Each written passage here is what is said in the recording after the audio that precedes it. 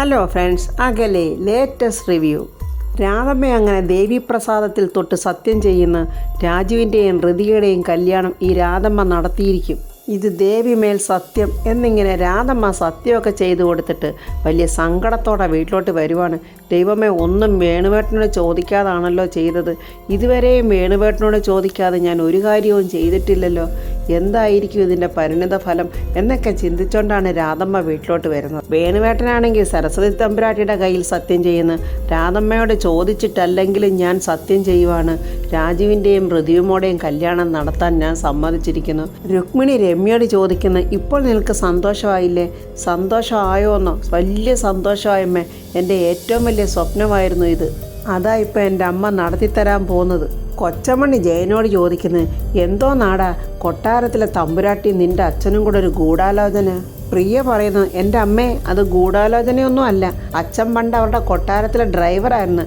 ജയൻ പറയുക, എന്നാൽ അങ്ങനല്ല, കണ്ടിട്ടൊരു ഗൂഢാലോചന മണക്കുന്നുണ്ട്. അപ്പോൾ വലിയ സന്തോഷത്തോടെ വേണുവും തമ്പുരാട്ടിയും കൂടെ റൂമിൽ നിന്നിങ്ങനെ ഇറങ്ങി വരുന്നുണ്ട്.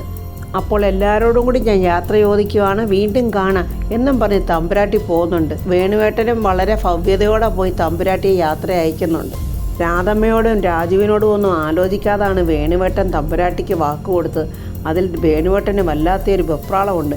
അങ്ങനെ ഒരു വെപ്രാളത്തോടെ നിൽക്കുമ്പോൾ ജയൻ ചോദിക്കുന്നത്, എന്താ അച്ഛാ ഒരു ടെൻഷനോ? എനിക്കോ? കൊച്ചമ്മണി ചോദിക്കുന്നു, എന്തുവാ രഹസ്യം പറഞ്ഞത് നിങ്ങൾ? രഹസ്യം പറയാനൊന്നും അല്ല തമ്പുരാട്ടി വന്നത്, ചില കാര്യങ്ങളൊക്കെ പറയാനും അറിയിക്കാനുമാ. എന്തോന്ന് അറിയിക്കാന്? എന്താടാ നീ എന്താ വലിയ CID ആണോ ക്വസ്റ്റ്യൻ ചെയ്യാൻ? ഒരു കുടുംബത്തെ പോലെ ഒത്തിരി വർഷം ഞാൻ ആ കൊട്ടാരത്തിൽ കഴിഞ്ഞിട്ടുള്ളവന്. അവരാരാന്നറിയാവോ? വർമ്മസാറിൻ്റെ അമ്മായിയമ്മയാ. ആ കുടുംബത്തിലുണ്ടായ ചില കാര്യങ്ങളെക്കുറിച്ചുള്ള സംശയം ചോദിക്കാനാണ് അവരിങ്ങോട്ട് വന്നത് എന്ന് പറഞ്ഞിട്ട് വേണുവേട്ടൻ പോകുമ്പോൾ ജയൻ പറയുന്നുണ്ട്, എടി പ്രിയ, നിൻ്റെ അച്ഛൻ്റെ മുഖത്തൊരു കള്ളത്തരം ഉണ്ടല്ലോടി. ജയേട്ടാ, എനിക്കൊരു സംശയം തോന്നുന്നുണ്ട്.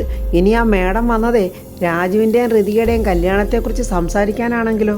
അപ്പോൾ രാധമ്മയും അങ്ങനെ വലിയൊരു ടെൻഷനിലാണ് അങ്ങോട്ട് വരുന്നത്. കൊച്ചമ്മണി ചോദിക്കുന്നത്, രാധമ്മ നീ ഇത് എവിടെ പോയതായിരുന്നു? ഞാൻ ബാങ്ക് വരെ ഒന്ന് പോയതാമ്മേ. പ്രിയ ചോദിക്കുന്നത്, എന്താ അമ്മ അമ്മയുടെ മുഖം വല്ലാതിരിക്കുന്നത്? അമ്മയ്ക്ക് എന്ത് പറ്റി? ഏയ് ഒന്നുമില്ല, നിനക്ക് വെറുതെ തോന്നുന്ന. വെറുതെ ഒന്നും തോന്നുന്നതല്ലമ്മേ, എന്തോ കാര്യമായിട്ട് അമ്മയ്ക്ക് പറ്റിയിട്ടുണ്ട്. പെട്ടെന്ന് വേണുവേട്ടൻ എവിടെ എന്നും ചോദിച്ച് രാധ അങ്ങോട്ട് നടക്കുമ്പോൾ വേണുവേട്ടൻ അങ്ങോട്ട് വരിക. ഞാനിവിടെ ഉണ്ട് രാധയെന്നും പറഞ്ഞു. അങ്ങനെ രാധമ്മ വേണുവേട്ടൻ്റെ അടുത്തോട്ട് ചെന്നിട്ട് പതുക്കെ പറയുന്നത്, എനിക്ക് വേണുവേട്ടനോട് ഒരു കാര്യം പറയാനുണ്ട്. വേണുവേട്ടനും ആലോചിക്കുന്നു, എനിക്ക് നിന്നോടും ഒരു കാര്യം പറയാനുണ്ട്. ഇതൊക്കെ കൊച്ചമ്മണിയും ജയനും പ്രിയയും നോക്കുവാണ്. വേണുവേട്ടൻ അകത്തോട്ടൊന്ന് വന്നേ, ഞാൻ കാര്യം പറയാം എന്നും പറഞ്ഞ് അവർ രണ്ടുപേരോട് അകത്തോട്ട് പോകുമ്പോൾ ജയൻ പറയുന്നുണ്ട്, ഇവിടെ എന്തൊക്കെയോ രഹസ്യങ്ങൾ നടക്കുന്നുണ്ടടി. കൊച്ചമ്മണി പറയുന്നു, എന്തോ അടിയൊഴുക്കുകൾ തന്നെയാണ് നടക്കുന്നത്. രാധമ്മ വേണുവേട്ടൻ്റെ മുന്നിൽ നിന്ന് പതറുവാണ്. എന്ത് പറയണം, എങ്ങനെ പറയണം, എങ്ങനെ എടുക്കും ഇത് വേണുവേട്ടൻ? ഒന്നും അറിയാതെ ഇങ്ങനെ വിഷമിക്കുന്ന കണ്ട്, എന്താണ് നിന്നെ എന്തോ പറയണമെന്ന് പറഞ്ഞിട്ട് പറയാത്തത്? അത് പറയാം എന്നും പറഞ്ഞിങ്ങനെ വിഷമിച്ച് നിൽക്കുമ്പോൾ വേണുവേട്ടൻ പറയുന്നത്, എടി ഇവിടെ സരസ്വതി തമ്പുരാട്ടി വന്നിരുന്നു. ആര്? പത്മാവതി മേഡത്തിൻ്റെ അമ്മയോ? അതെ. അവരെന്തിനാ വന്നത്? അവർ ഇന്നലെ മുതൽ വർമ്മസാറിൻ്റെ വീട്ടിൽ വന്നിട്ടുണ്ട്. രാജു എന്നോട് പറഞ്ഞായിരുന്നു. എന്തോ പെട്ടെന്ന് രാധമ്മയ്ക്കൊരു സംശയം. സരസ്വതി അമ്മ വന്നതിന് ഈ വിവാഹക്കാര്യം വല്ലതും പറയാനാണോ? എന്തോ ഒരാകെ ഒരു വെപ്രാളവും ഒരു ഇഷ്ടമില്ലായ്മയൊക്കെ പോലെ ഇങ്ങനെ രാധമ്മ കാണിക്കുന്നുണ്ട്. അവരെന്തിനാ ഇപ്പോഴിങ്ങോട്ട് വന്നത് വേണുവേട്ട? വേണുവേട്ടൻ ആലോചിക്കുക, ഇപ്പോൾ ഇവളോടത് പറയണോ അല്ലെങ്കിൽ വേണ്ട പിന്നെ ആകട്ടെ എന്ന് പറഞ്ഞിട്ട് പറയുന്നു, എന്ത് പ്രശ്നം ഉണ്ടായാലും വർമ്മസാറിൻ്റെ വീട്ടിലെ ജോലി കളയരുതെന്ന് പറയാനാണ് തമ്പുരാട്ടി വന്നത്. എൻ്റെ ദൈവമേ, ജീവിതത്തിൽ ആദ്യമായിട്ടാണല്ലോ ഞാൻ ഇവളോടൊരു കള്ളം പറയുന്നത് എന്നിങ്ങനെ വേണുവേട്ടൻ മനസ്സിൽ കുറ്റപ്പെടുത്തുവാണ്. അല്ല, ഇത് പറയാനാണോ ആ മേഡം ഇങ്ങോട്ട് വന്നത്? അപ്പോഴാണ് രാധമ്മയ്ക്ക് മനസ്സിലൊരു സമാധാനമായത്. അല്ല, നീ എന്തോ പറയാനുണ്ടെന്ന് പറഞ്ഞല്ലോ, അത് പറ. അത് പറയാനുണ്ട്, പറയാം എന്നും പറഞ്ഞ് പെട്ടെന്ന് രാധമ്മയെ ആലോചിക്കുക, ഇപ്പോഴത് പറയണ്ട, പിന്നീട് പറയാം എന്ന് വിചാരിച്ചുകൊണ്ട് രാധമ്മ പറയുന്ന, വേണുവേട്ട, ഞാൻ ഇന്നലെ ഹരീഷിനെയും നമ്മുടെ ശ്രീലക്ഷ്മിയും കാണാൻ പോയിരുന്നു. എന്നിട്ട് എന്ന് ചോദിക്കുമ്പോൾ രാധമ്മ ഹരീഷിനെയും ശ്രീലക്ഷ്മിയും കണ്ട കാര്യങ്ങളൊക്കെ പറയുവാണ്. ഹരീഷിനിങ്ങനെ ഓട്ടോറിക്ഷ ഓടിച്ചപ്പോൾ ആക്സിഡൻ്റ് ഉണ്ടായി, അവൻ്റെ കൈക്ക് പരിക്ക് പറ്റിയതും ആ കയ്യിലിങ്ങനെ ബാൻഡേജ് ഇട്ടുകൊണ്ടിരിക്കുവാണെന്നും അവർ ഭയങ്കര ദാരിദ്ര്യത്തിലാണെന്നും ശ്രീലക്ഷ്മി ഇപ്പോൾ കോളേജിൽ പോകാതെ നിൽക്കുവാണെന്നും അങ്ങനെയുള്ള കഥകളെല്ലാം പറഞ്ഞ് കുറച്ച് പൈസ അവിടെ കൈ കൊടുത്തിട്ടാണ് ഞാൻ വന്നതെന്നൊക്കെ പറഞ്ഞു കഴിഞ്ഞു. ഇതൊക്കെ കേട്ടിട്ട് വേണുവേട്ടൻ പറയുന്നു, അങ്ങനെയാണെങ്കിൽ ഞാനൊന്ന് പോകാം, ഞാൻ പോയി അവരെ രണ്ടുപേരെ ഇങ്ങോട്ട് വിളിച്ചോണ്ട് വരാം. അങ്ങനെ പറഞ്ഞിട്ട് പോകുന്ന വേണുവെട്ടനെ നോക്കി രാധമ്മ സങ്കടപ്പെടുവാണ്. ദൈവമേ, രാജുവിൻ്റെയും രമ്യയുടെയും കല്യാണത്തെക്കുറിച്ച് ഞാനിനി എപ്പോഴാണ് വേണുവേട്ടനോട് പറയുന്നത്, എങ്ങനെ പറയും എന്ന് ആലോചിച്ച് വിഷമിക്കുവാണ്. ഋതികയാണെങ്കിൽ ടെറസിൽ നിന്നോണ്ടിങ്ങനെ നോക്കുക. ഈ അമ്മാമ്മ ഇത് എവിടാ പോയത്, എന്നോടൊന്നും പറഞ്ഞില്ലല്ലോ, കാണുന്നതുമില്ലല്ലോ അമ്മാമ്മേ എന്ന് വിചാരിച്ചുകൊണ്ട് നിൽക്കുമ്പോൾ ഒരു കാറിൽ അവിടെ അമ്മാമ്മ അങ്ങോട്ട് വന്ന് ഇറങ്ങുന്നുണ്ട്. എവിടെ ഈ ഒളിഞ്ഞും പതുങ്ങി നിൽക്കുന്ന വേതാളം പോലത്തെ ആ ദീപക്കവിടെ മറിഞ്ഞെന്ന് നോക്കുവാണ് ഋതിക. ഇവളെന്തോ നോക്കി നിൽക്കുക. അങ്ങനെ ഇരിക്കുമ്പോഴാണ് അമ്മാമ്മ വന്നല്ലോ എന്ന് പറഞ്ഞ സന്തോഷത്തോടെ ഋതിക അമ്മാമ്മയെ കാണാൻ ഓടുവാണ്. ഈ തള്ള എവിടെ പോയിട്ട് വന്നതാ, എന്തുവായാലും ഇവളോട് പറയാതിരിക്കത്തില്ല, നമുക്ക് കേൾക്കാമെന്നും പറഞ്ഞ് അവൻ ആ ഗാർഡനിൽ വന്ന് ഒളിഞ്ഞിങ്ങനെ നിൽക്കുവാണ്. എന്നോട് പറയാതെ എൻ്റെ അമ്മാമ്മ എവിടെ പോയതാ? എൻ്റെ പൊന്നു മോളെ, അമ്മാമ്മയ്ക്ക് പോകേണ്ടടുത്ത് പോകാതിരിക്കാൻ പറ്റുമോ? എന്നാലും അമ്മാമ്മ ഒരു വാക്ക് പോലും എന്നോട് പറയാതെ പോയത്, എന്നാലേ ഞാൻ എവിടാ പോയതെന്ന് മോക്കൊന്ന് ഗസ് ചെയ്യാൻ പറ്റുമോ? ഋതിക പെട്ടെന്ന് ആലോചിച്ചിട്ട് പറയുന്നു, പിടികിട്ടി, സൂര്യമംഗലത്തേക്കായിരിക്കും. സൂര്യമംഗലത്തെ കാര്യങ്ങൾക്ക് വേണ്ടി ഒന്നുമല്ല അമ്മാമ്മ ഇങ്ങോട്ട് വന്നത്. അതൊക്കെ അവിടെ നോക്കാനേ വേറെ ആളുകളെയൊക്കെ അമ്മാമ്മ ചുമതലപ്പെടുത്തിയിട്ടുണ്ട്. ഋതിക ഇങ്ങനെ അന്തം വിട്ട് നോക്കി നിൽക്കും. അമ്മാമ്മ എന്തുവാ ഈ വളച്ചു നീട്ടാതെ പറഞ്ഞിരുന്നെങ്കിൽ, ഒന്നോട്ട് പറയുന്നില്ലല്ലോ. അമ്മാമ്മയ്ക്ക് ഒത്തിരി വലിയ കാര്യങ്ങൾ ഇനി ചെയ്തു തീർക്കാനുണ്ട്. ദീപക്കാണെങ്കിൽ ആ ഗാർഡനിലെ ഓരോ ചെടി ഇങ്ങനെ വളച്ച് പിടിച്ച് അവൻ ചെവി ഇങ്ങനെ കൂർപ്പിച്ച് നോക്കുക. അവൻ ഒട്ടും കേൾക്കാനും പറ്റുന്നില്ല. ചേടാ, ഇവരെന്തോ പറയുന്നതുകൊണ്ട് മനസ്സിലാകുന്നതും ഇല്ലല്ലോ എന്നും പറഞ്ഞ് അവിടെ നിൽക്കുക. ഏതെങ്കിലും പച്ചലപ്പാമ്പിൻ്റെ കടി കിട്ടുമോ എന്ന് സംശയമുണ്ട്. എന്താ അമ്മമ്മ പറയുന്നത് വലിയ കാര്യങ്ങളെന്ന്? അതൊക്കെ ഉണ്ട്. ഇനി എൻ്റെ ഋതുമോളുടെ കാര്യമാണ് അമ്മാമ്മയ്ക്ക് വലിയ കാര്യങ്ങൾ. ഇതൊക്കെയാണ് ഇനി അമ്മാമ്മയുടെ സ്വപ്നം. എൻ്റെ മോളുടെ ജീവിതത്തിലെ ഏറ്റവും പ്രധാനപ്പെട്ട ഒരു കാര്യത്തിന് തുടക്കം കുറിക്കാനാണ് ഇന്ന് മോളുടെ അമ്മാമ്മ പോയിരുന്നത്. എൻ്റെ കുട്ടിക്ക് മനസ്സിലായോ? ഋതിക ഒരു സന്തോഷവും നാണവും കലർന്ന് പറയുക. മുഴുവനായിട്ടും അങ്ങോട്ട് മനസ്സിലായില്ല, എന്നാലേ മുഴുവനായിട്ടൊന്നും ഇപ്പം എൻ്റെ പൊന്നുമോൾ അറിയണ്ട. പതുക്കെ വഴിയേ അങ്ങ് മനസ്സിലാക്കിയാൽ മതി കേട്ടോ. ഇത്ര നാളും എൻ്റെ പൊന്നമ്മാമ്മേ, അമ്മാമ്മ ഇത് എവിടെയായിരുന്നു എന്നും പറഞ്ഞ് ഋതിയെ അങ്ങ് കെട്ടിപ്പിടിച്ച് ഉമ്മ കൊടുക്കുവാണ് അവിടെ അമ്മാമ്മ. പാവം ദീപക്ക് അവിടെ വന്ന് ഉറുമ്പിൻ്റെ കടി കൊണ്ടതല്ലാതെ അവനൊന്നും കേൾക്കാൻ പറ്റിയില്ല അവർ പറഞ്ഞതൊന്നും. അംബിക റൂമിലിരുന്ന് മൊബൈലിൽ എന്തോ കാര്യമായിട്ട് നോക്കുവാണ്. ദേഷ്യത്തോടെ വന്ന് ദീപക്ക് പറയാം, അമ്മ ഇങ്ങനെ മൊബൈലിൽ സിനിമയും കണ്ടോണ്ട് അവിടെ ഇരുന്നോ? ഇവിടെ നടക്കുന്ന ഒന്നും അമ്മയ്ക്ക് അറിയണ്ടല്ലോ. എടാ, ഞാൻ സിനിമ കാണുമൊന്നും അല്ല, ബാങ്ക് അക്കൗണ്ടൊക്കെ ഒന്ന് വെരിഫൈ ചെയ്ത് നോക്കിയതാ. നീ എന്തിനാ ഇങ്ങനെ വാലിന് തീ പിടിച്ച കുരങ്ങിനെ പോലെ വിരലി പിടിച്ച് നടക്കുന്നത്? എന്തെങ്കിലും കാര്യമുണ്ടെങ്കിൽ പറഞ്ഞുകൂടെ? എനിക്കിവിടെ നിന്നിട്ട് ഭ്രാന്ത് പിടിക്കും അമ്മേ. അത് ശരിയാ, നിന്റെ അച്ഛനും അല്പം ഭ്രാന്തുണ്ടോ എന്ന് എനിക്കൊരു സംശയം ഉണ്ടായിരുന്നു. വേണ്ട അമ്മേ, ഞാൻ കലുതുള്ളി നിൽക്കുമ്പോൾ വെറുതെ തമാശിക്കാൻ വരല്ലേ. എടാ, നീ കാര്യം എന്താന്ന് വ്യക്തമായിട്ട് പറ. നീ കാര്യം വ്യക്തമായിട്ട് പറയാതെ പല ഉപമയും പറഞ്ഞുകൊണ്ട് വന്നാൽ ഞാൻ എന്ത് ചെയ്യും? അമ്മ, ആ കിളവിയെ എത്രയും പെട്ടെന്ന് ഇവിടെ നിന്ന് കെട്ടുകെട്ടിക്കണം. കിളവിയോ? ഏത്? ആ സരസ്വതി തള്ളേ. എൻ്റെ ദീപക്കെ, നീ ഒന്ന് പതുക്കെ സംസാരിക്ക്. അവരുടെ നേരെ വിരൽ ചൂണ്ടിയാൽ മതി, അവരെ അവർ ഭസ്മമാക്കി കളയും. പിന്നെ ഭസ്മമാക്കാൻ അവരാരാ? പരമശിവനോ? പരമശിവനോ ഒന്നും അല്ല, അതിനും അപ്പുറത്താ അവർ. അമ്മയൊന്ന് ചുമ്മാതിരിയമ്മേ.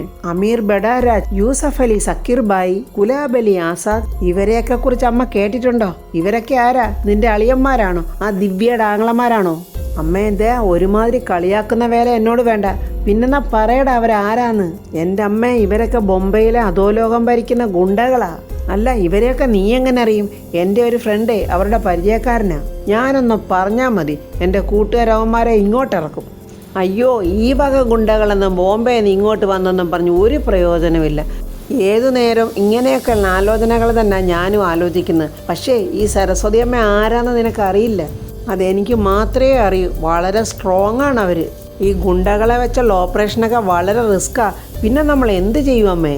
ആ ഋതികയും അവരും ഒന്നായത് അമ്മ കണ്ടില്ലയോ? കണ്ട്. പാലും പഞ്ചസാരയും പോലെ അവർ രണ്ടുപേരും അങ്ങ് ലയിച്ചു. അവർ വന്നിരിക്കുന്ന വേറെ കുറേ ലക്ഷ്യങ്ങൾ കൊണ്ടാണ്. ആ ഋതികയും ആ കിളവിയും കൂടെ സംസാരിക്കുന്ന ഏറെക്കുറെ കുറച്ചൊക്കെ ഞാൻ കേട്ടു. അതിന് നീ കേട്ടതെന്താ എന്ന് ചോദിക്കുമ്പോൾ ദീപക്ക് എന്തൊക്കെയോ അംബികയോട് രഹസ്യമായിട്ട് ഇങ്ങനെ പറയുന്നുണ്ട്. അതൊക്കെ കേട്ടിട്ട് അംബിക പറയുന്നു, നമുക്ക് എന്തെങ്കിലും ഉടനെ ചെയ്തേ പറ്റൂ. പക്ഷേ അത് നല്ലതുപോലെ ആലോചിച്ചിട്ട് വേണം ചെയ്യാൻ. അവരെ ഈ ഭൂമിയിൽ നിന്ന് തന്നെ പറഞ്ഞയക്കണം. അല്ലാതെ ഇതിനി ഒരു പരിഹാരം ഇല്ലടാ ദീപക്കെ. എടാ മോനെ, നമുക്ക് ഇങ്ങനൊരു വഴി ആലോചിച്ചാലോ എന്നും പറഞ്ഞ് അംബിക എന്തൊക്കെയോ ദീപക്കിനോട് പറയുന്നുണ്ട്. ദീപക്ക് പറയുന്നു, അമ്മ പറഞ്ഞതൊക്കെ ശരിയാ, പക്ഷെ പരീക്ഷിച്ച് നോക്കാം. സക്സസ് ആവുമോ എന്ന് എനിക്ക് പറയാൻ പറ്റത്തില്ല. അങ്ങനെ ആ ദുഷ്ടജന്തുക്കൾ രണ്ടും കൂടെ ചേർന്ന് സരസ്വതി അമ്മയ്ക്കും ഋതികയ്ക്കും നേരെയാണോ എന്നറിയില്ല എന്തൊക്കെയോ പ്ലാനുകൾ ചെയ്യുന്നുണ്ട്. ഹരീഷ് ശ്രീലക്ഷ്മിയോട് ചോദിക്കുന്നു, എന്താ നിനക്കൊരു സങ്കടം പോലെ? സങ്കടം പോലെ അല്ല, സങ്കടം തന്നെയാണല്ലോ. എന്താ ഇപ്പോൾ ഇതൊക്കെ വേണ്ടായിരുന്നെന്ന് ശ്രീലക്ഷ്മിക്ക് തോന്നുന്നുണ്ടോ? എന്തോന്നാണ് ഹരീഷ് പറയുന്നത്? നമ്മുടെ കല്യാണം തന്നെ. എന്തിനാ ഹരീഷെ ഇങ്ങനെ ആവശ്യമില്ലാത്ത കാര്യങ്ങളൊക്കെ പറയുന്നത്? ഹരീഷിൻ്റെ കൈ ചേർത്ത് പിടിച്ചുകൊണ്ട് ശ്രീലക്ഷ്മി പറയുന്നു, ഹരീഷിനെ എനിക്ക് കിട്ടിയത് തന്നെ എൻ്റെ ഭാഗ്യമല്ലയോ. പ്രേമിച്ച് കല്യാണം കഴിക്കുന്നവർക്കേ ഇങ്ങനെയൊക്കെ ചില ബുദ്ധിമുട്ടുകളൊക്കെ ഉണ്ടാകുമെന്ന് ഞാൻ പറഞ്ഞു കേട്ടിട്ടുണ്ട്. ഇതൊന്നും ഒരു ബുദ്ധിമുട്ടല്ല ഹരീഷെ. അമ്മ വന്ന് വിളിച്ചപ്പോൾ ശ്രീക്ക് വീട്ടിലോട്ട് പോകണമെന്ന് തോന്നിയോ? അതെന്താ അങ്ങനെ പറഞ്ഞത്? ഞാൻ എൻ്റെ ഹരീഷിനെ വിട്ടിട്ട് എങ്ങോട്ടും പോവില്ല. അവരങ്ങനെ സംസാരിച്ചുകൊണ്ടിരിക്കുമ്പോൾ പുറത്ത് കോളിംഗ് ബെൽ ശബ്ദം കേൾക്കുന്നുണ്ട്. ആരാന്ന് ഞാൻ നോക്കട്ടെ എന്ന് പറഞ്ഞ് ശ്രീലക്ഷ്മി പോയി നോക്കുമ്പോൾ നമ്മുടെ വേണുവേട്ടനെയാണ് കാണുന്നത്. ശ്രീലക്ഷ്മിക്ക് അങ്ങോട്ട് വിശ്വസിക്കാൻ കഴിയുന്നില്ല. കാരണം ഇതുവരെയും വേണുവേട്ടൻ അങ്ങോട്ട് വന്നിട്ടില്ലല്ലോ. കൈ നിറയെ സാധനങ്ങളുമായിട്ടാണ് വേണുവേട്ടൻ വന്നിരിക്കുന്നത്. അച്ഛാന്നും പറഞ്ഞ് വിളിച്ച് സന്തോഷത്തോടെ ശ്രീലക്ഷ്മി അച്ഛനെ അകത്തോട്ട് കൊണ്ടുപോവാണ്. വേണുവേട്ടൻ വന്ന് ഹരീഷിനോട് പറയുന്നത്, എൻ്റെ പൊന്നു മക്കളെ, അച്ഛൻ ഇതൊന്നും അറിഞ്ഞില്ല.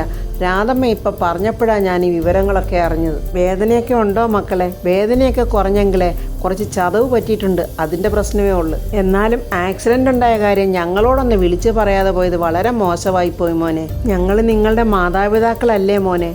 അങ്കിളെ ആരെയും വിഷമിപ്പിക്കേണ്ടെന്ന് കരുതിയിട്ടാണ് വിളിച്ച് പറയാഞ്ഞത്. അതിന് ഇതൊക്കെ ഒരു വിഷമമാണോ മോനെ? ഇതൊക്കെ അറിയാതിരിക്കുമ്പോഴല്ലേ മറ്റുള്ളവർക്കൊരു വിഷമം തോന്നുന്നത്. പിന്നെ ഞങ്ങൾ ഉപേക്ഷിച്ച് കളഞ്ഞ മക്കളൊന്നും അല്ലല്ലോ നിങ്ങൾ. അമ്മ വന്ന് വിളിച്ചപ്പോൾ നിങ്ങളെന്താ വീട്ടിലോട്ട് വരാഞ്ഞത്? അങ്കിളെ, ഏതു നേരവും രമ്യ ചേച്ചി കയറി ഇറങ്ങുന്ന വീടാ അത്. ഞങ്ങളവിടെ വന്ന രമ്യ ചേച്ചി അറിയും, പിന്നെ അത് അമ്മയെ അറിയും, അമ്മ പിന്നെ അത് അമ്മാവനെ അറിയിക്കും. അവരോടൊന്നും ഇനി വഴക്കിടാൻ എനിക്ക് വയ്യങ്കിളെ. അല്ല മോനെ, അവിടെ വന്ന് നിന്നായിരുന്നെങ്കിൽ ശ്രീലക്ഷ്മിക്ക് കോളേജിലും പോകാമായിരുന്നല്ലോ. ഇപ്പോൾ പഠിത്തവും മുടങ്ങിയല്ലോ. ശ്രീലക്ഷ്മി കോളേജിൽ പോയിട്ടിപ്പോൾ ഒരാഴ്ചയായി. ആ ഒരു ടെൻഷനേ എനിക്കിപ്പോൾ ഉള്ളു. എന്നാ മോനെ, ഇനി ഒന്നും ആലോചിക്കണ്ട. നിങ്ങളിപ്പോൾ എന്നോടൊപ്പം പോരെ. അങ്കിളെ, അങ്കിൾ ഇപ്പോൾ പൊയ്ക്കോ. ഇടയ്ക്കൊരു ദിവസം ഞാനും ശ്രീലക്ഷ്മിയോട് അങ്ങോട്ട് വരാം. നിങ്ങളോട് ആരോടും എനിക്കൊരു പിണക്കവും ഇല്ല. നിങ്ങളത് തെറ്റിദ്ധരിക്കല്ലേ. ചിലരുടെ മുൻപിൽ തോൽക്കാൻ മനസ്സ് വരുന്നില്ല, അത്രയേ ഉള്ളൂ. ഇതൊന്നും കണ്ട് മക്കൾ വിഷമിക്കേണ്ട. ഒരു കുന്നിന് ഒരു കുഴിയുണ്ടാകും. അതുപോലെയാണ് ജീവിതം. അനുഭവിക്കാനുള്ളതൊക്കെ അനുഭവിച്ചേ പറ്റൂ. അപ്പോൾ ഫ്രണ്ട്സ്, സ്നേഹിച്ച പെണ്ണിനെ വിവാഹം കഴിച്ചതിൻ്റെ പേരിൽ മാതാപിതാക്കൾ അവനെ ഉപേക്ഷിച്ച് അവരുടെ മുന്നിൽ ജീവിച്ച് കാണിക്കണമെന്നുള്ള വാശിയുമായി നമ്മുടെ ഹരീഷ് ജീവിക്കുന്നു. രാജുവിൻ്റെയും ഋതികയുടെയും വിവാഹത്തിന് വേണുവേട്ടൻ സമ്മതം കൊടുത്തിരിക്കുന്നു. രാജുവിൻ്റെയും രമ്യയുടെയും വിവാഹത്തിന് രാധമ്മയും സമ്മതം കൊടുത്തിരിക്കുന്നു. ദീപക്കും അംബികയും ചേർന്ന് സരസ്വതിയമ്മയുടെ നേർക്ക് എന്തൊക്കെ ഗൂഢാലോചനകളാണ് നടത്തുന്നത് എന്നൊക്കെയുള്ള റിവ്യൂമായി നമുക്ക് നാളെ കാണാം. എൻ്റെ ഈ റിവ്യൂ ഇഷ്ടപ്പെട്ടാൽ ലൈക്കും കമൻസും, സബ്സ്ക്രൈബ് ചെയ്യാത്തവർ സബ്സ്ക്രൈബ് ചെയ്യണേ.